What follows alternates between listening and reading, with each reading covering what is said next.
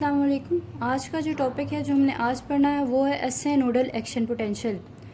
Basics तो आपको पता होना चाहिए कि एसए नोड जो है वो pacemaker of the heart है, ठीक है। इसका ये मतलब है कि ये जब इसकी डीपोलराइजेशन होती है, जो आपकी फंडामेंटल आपके पास हार्ट बीट या हार्ट रेट होता है वो ये इस्टेब्लिश करता है एसए नोड।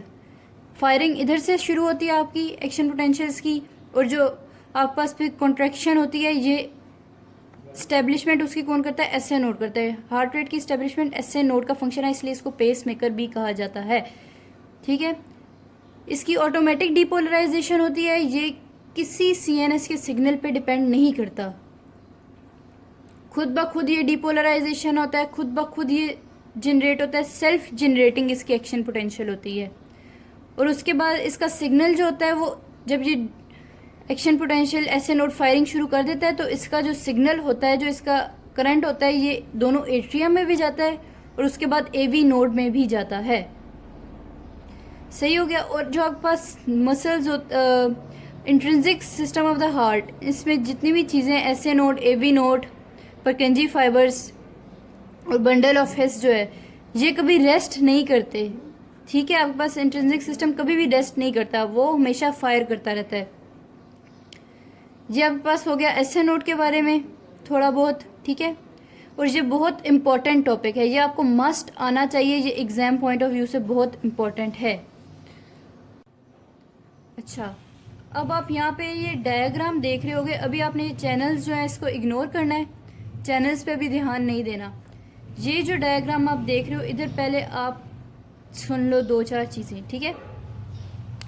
ये जो -60 आपको इधर नज़र आ रहा है ये होता है resting membrane potential of the SA node, ठीक है। ये रेस्टिंग मेम्ब्रेन पोटेंशियल है जब आपके पास रेस्ट पे होता है, मगर कभी भी एसए नोड रेस्ट पे नहीं होता, ये मैं आपको आगे बताऊंगी कैसे। ये जो -40 है ये आपके पास थ्रेश होल्ड पोटेंशियल है। जब -60 से -40 पे आपके पास करंट रीच करता है तो आपके पास डीपोलराइजेशन शुरू हो जाती है, इसलिए इसको थ्रेश होल्ड पोटेंशियल कहते हैं, ठीक है। ये जो आपके पास है ये आपके पास पेस मेकर पोटेंशियल है। ये जो लाइन आपको नज़र आ रही है इधर -60 से -40 पे ऊपर जाती हुई, ये आपके पास पेस मेकर पोटेंशियल होता है।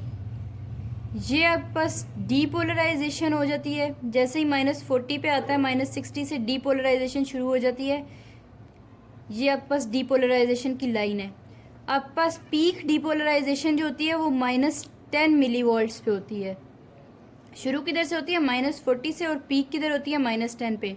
जब -10 पे डीपोलराइजेशन पहुंच जाती है उसके बाद आपके पास रीपोलराइजेशन शुरू हो जाती है यहाँ से लेके यहाँ तक। ये आपके पास एक हार्ट बीट है, ये जो आपको नज़र आ रहा है ये आपके पास एक हार्ट बीट है पूरी। अब ये एक ओवरव्यू था। सबसे पहले आपको पता होना चाहिए कि एसए नोड में कौन से दो पोटेंशियल होते हैं। एक आपके पास पेस मेकर पोटेंशियल होता है और एक आपके पास एक्शन पोटेंशियल होता है। ये जो मैंने आपको लाइन बताई है -60 से -40 तक की, ये पेस मेकर पोटेंशियल है। और उसके बाद ये -40 से ये जो ऊपर गया डीपोलराइजेशन पोटेंशियल है। ये वाली लाइन आपके पास पेस मेकर पोटेंशियल होगी, और यहाँ से लेके यहाँ तक जो है ये आपके पास एक्शन पोटेंशियल हो गया एसए नोड का। पेस मेकर पोटेंशियल का मतलब क्या है? It is the slow positive increase in voltage. ये आपको मैं बताऊंगी, ये स्लो होता है और पॉजिटिव इंक्रीज इन वोल्टेज होता है, ठीक है। -60 से -40 पे जा रहा है। It is the slow positive increase in voltage across the cell membrane and it occurs between end of one action potential and beginning of the next। ये देखो, अगर आप यहाँ पे सपोज करो कि आपके पास ये एक हार्ट बीट है, इसके बाद दूसरी शुरू हो रही है, ठीक है। पहली वाली का एक्शन पोटेंशियल यहाँ से शुरू हुआ था और यहाँ पे ख़त्म हो रहा था, ठीक है। और दूसरी वाली का जो एक्शन पोटेंशियल है वो यहाँ से शुरू होगा और ऐसे जाएगा और उसके बाद यहाँ पे ख़त्म होगा। तो ये वाली जो जगह है between the end of one action potential and the beginning of the next, this is called the pacemaker potential। ठीक हो गया। इसका फंक्शन क्या है? पेस मेकर पोटेंशियल आप देख रहे हो कि आप पास -60 से -40 पे लेके जाता है, और जैसे ही -40 पे जाता है तो एक्शन पोटेंशियल शुरू हो जाता है। So it causes the generation of the action potential and it causes the resting membrane potential to reach the threshold potential. ये आपके पास पेस मेकर पोटेंशियल का फंक्शन है। एक्शन पोटेंशियल क्या है? The depolarization and the repolarization of the heart that activates the muscles is known as the action potential। ये आप शुरू से पढ़ते आ रहे हो, एक्शन पोटेंशियल की वही डेफिनेशन जो पहले भी थी। जो इम्पोर्टेंट है वो आपको पता होना चाहिए कि पेस मेकर पोटेंशियल क्या था इधर।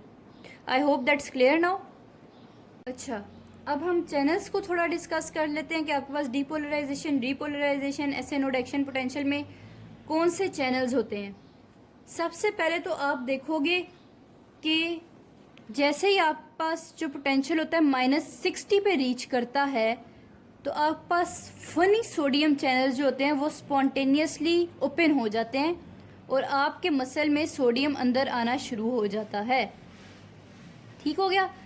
ये जो फनी सोडियम चैनल्स हैं इनका फंक्शन है आपके पोटेंशियल को -60 से -50 पे लेके जाना। ये -60 से -50 पे जो जा रहा है ये फनी सोडियम चैनल्स की वजह से है।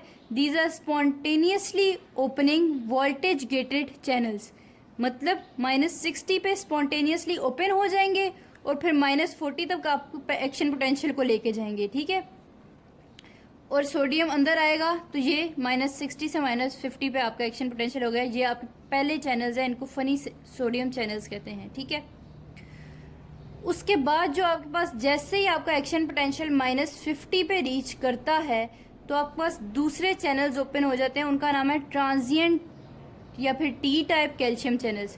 फनी सोडियम चैनल्स -50 पे बंद हो जाते हैं और ट्रांजिएंट जो टी टाइप कैल्शियम चैनल्स हैं वो ओपन हो जाते हैं। -50 पे ओपन होंगे और उसके बाद जो है कैल्शियम अंदर आने लग जाएगा सेल का, तब तक जब -40 ना रीच हो जाए। जैसे ही -40 रीच होगा, -50 से आप -40 पे आओगे तो आपके पास ट्रांजिएंट कैल्शियम चैनल्स जो हैं वो भी बंद हो जाएंगे, क्योंकि ये थोड़े से टाइम के लिए खुलते हैं तो इनको आप ट्रांजिएंट कैल्शियम चैनल कहते हो। आगे आपके पास जो यहाँ से -40 से -10 पर चैनल खुलते हैं जो आपकी actual depolarization of SA node करवाते हैं, वो लॉन्ग एक्टिन या फिर एल टाइप कैल्शियम चैनल्स हैं। वो -40 पे ओपन होंगे, कैल्शियम अंदर आएगा, फुल डीपोलराइजेशन होगी, पीक डीपोलराइजेशन -10 की आप रीच करोगे। और ये जो आपके पास फेज़ है ये एल टाइप कैल्शियम चैनल्स करवाते हैं। ये आपका एमसीक्यू बहुत इंपॉर्टेंट है कि depolarisation in SA node is dependent on which ion, that is the calcium ion, and which gate causes the depolarisation in the SA node, that is not T type और transient calcium channel, that is the L type और long acting calcium channel. दो MCQs हैं। Depolarisation किस ion की वजह से होती है? कैल्शियम आयन की वजह से। और कौन सा चैनल करवाया है? लॉन्ग एक्टिंग या फिर एल टाइप कैल्शियम चैनल। ये आपका जब जैसे ही आपके पास पीक डीपोलराइजेशन -10 पे आप रीच करते हो तो आपके पास voltage gated potassium channels open हो जाते हैं।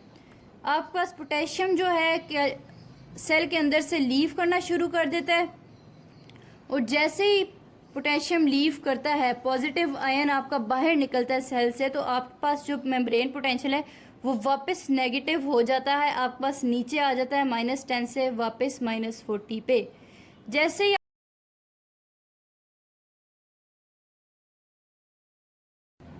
अब जो दो क्वेश्चन है जो बहुत इंपॉर्टेंट आपको याद होने चाहिए कि आपके पास डीपोलराइजेशन एसए नोड में किन चैनल्स की वजह से होती है, वो है long acting L type calcium channels.